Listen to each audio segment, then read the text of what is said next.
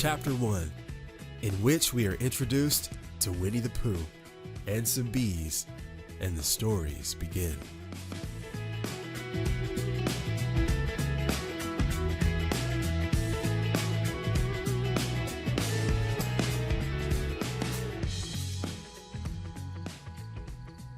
Here is Edward Bear, coming downstairs now. Bump, bump, bump, on the back of his head, behind Christopher Robin. It is, as far as he knows, the only way of coming downstairs. But sometimes he feels that there really is another way.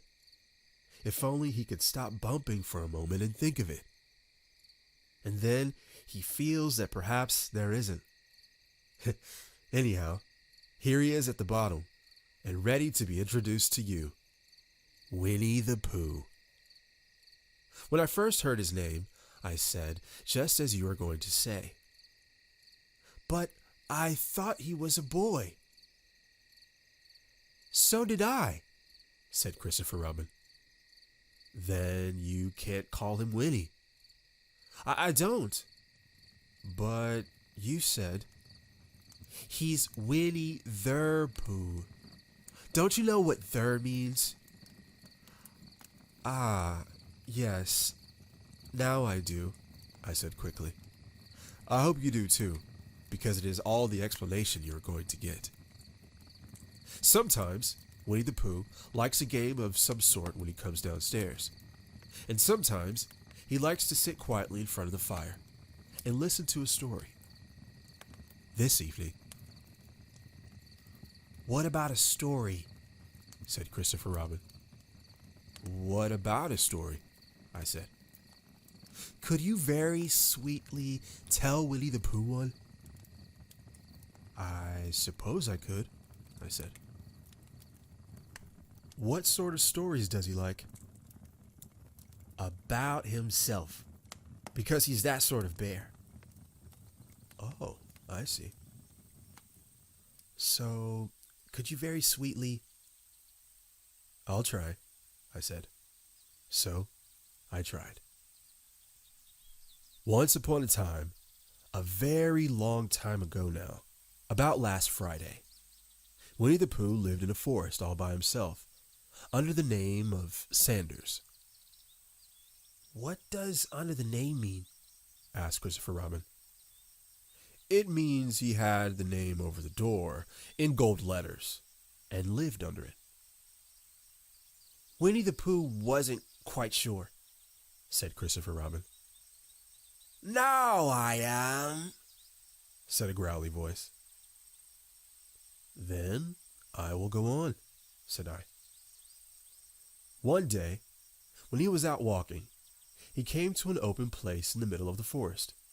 And in the middle of this place was a large oak tree. And from the top of the tree, there came a loud buzzing noise. Winnie the Pooh sat down at the foot of the tree, put his head between his paws, and began to think.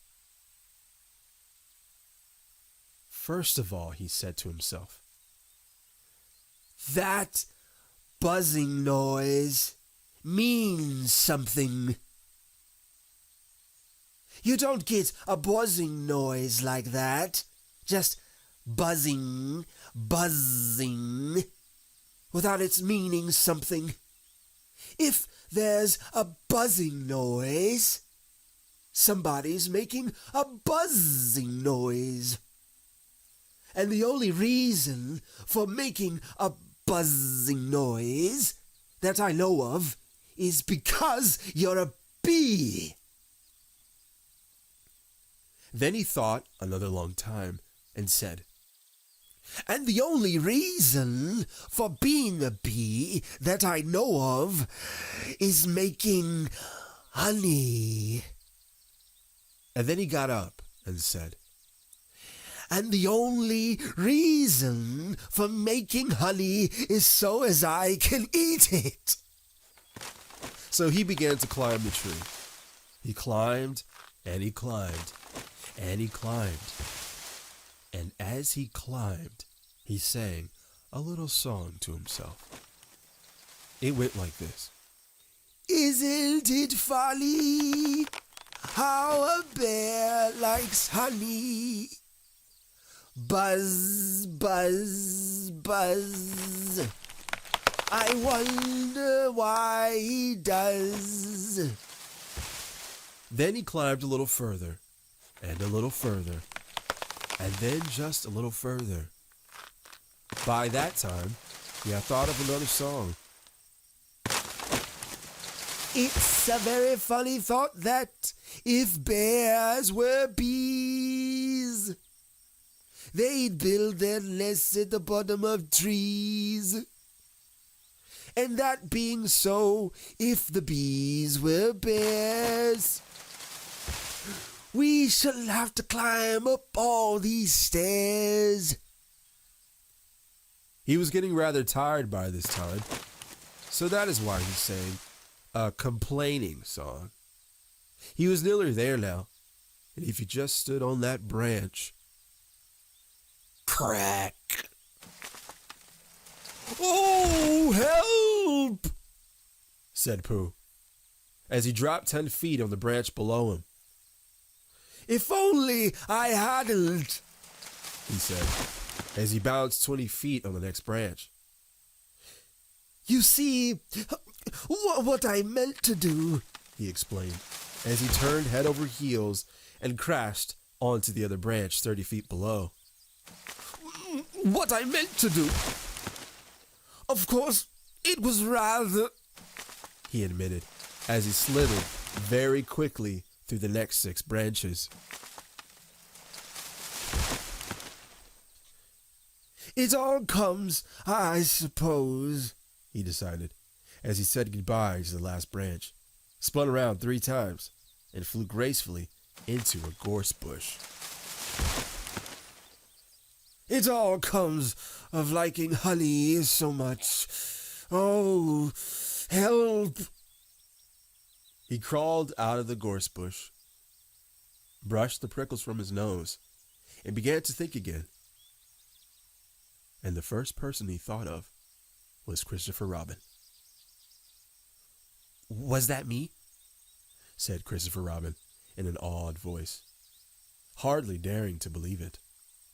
That was you. Christopher Robin said nothing, but his eyes got larger and larger, and his face got pinker and pinker. So Winnie the Pooh went round to his friend Christopher Robin, who lived behind a green door in another part of the forest. Good morning, Christopher Robin, he said. Good morning, Winnie the Pooh, said you. I wonder if you've got such a thing as a balloon about you. A balloon? Yes, I just said to myself coming along, I wonder if Christopher Robin has such a thing as a balloon about him. I just said it to myself, thinking of balloons and wondering. What do you want a balloon for? You said. Winnie the Pooh looked around to see that nobody was listening, put his paw to his mouth, and said in a deep whisper, Honey. But you don't get honey with balloons. I do, said Pooh. Well, it just happened that you had been to a party the day before at the house of your friend Piglet, and you had balloons at that party. You had a big green balloon, and one of Rabbit's relations had a big blue one, and had left it behind, being really too young to go to a party at all, and so you had brought the green one and the blue one home with you. Which one would you like? You asked Pooh. He put his head between his paws and thought carefully. It's like this, he said.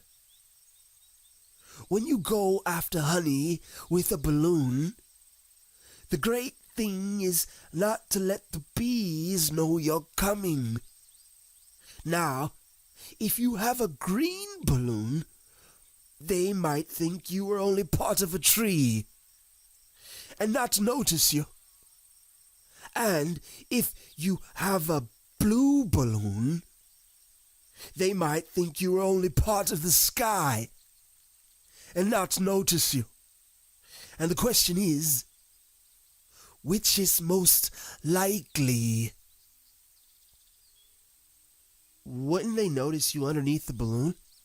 You asked. They might, or they might not, said Winnie the Pooh.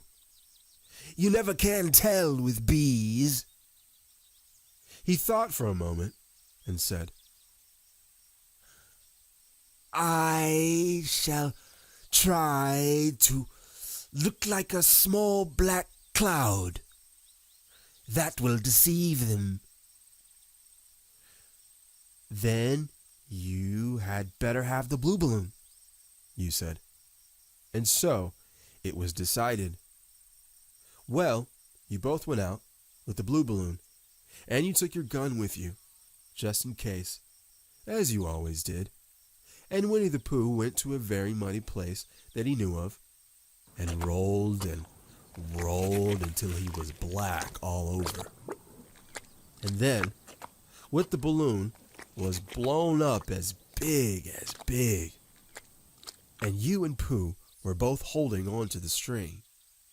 You let go suddenly, and Pooh Bear floated gracefully up into the sky and stayed there, level with the top of the tree, and about 20 feet away from it. Hooray! You shouted. Isn't that fine? Shouted Winnie the Pooh down to you. What do I look like? You look like a bear holding onto a balloon, you said. Not, said Pooh anxiously. Not like a small black cloud in a blue sky. Not very much,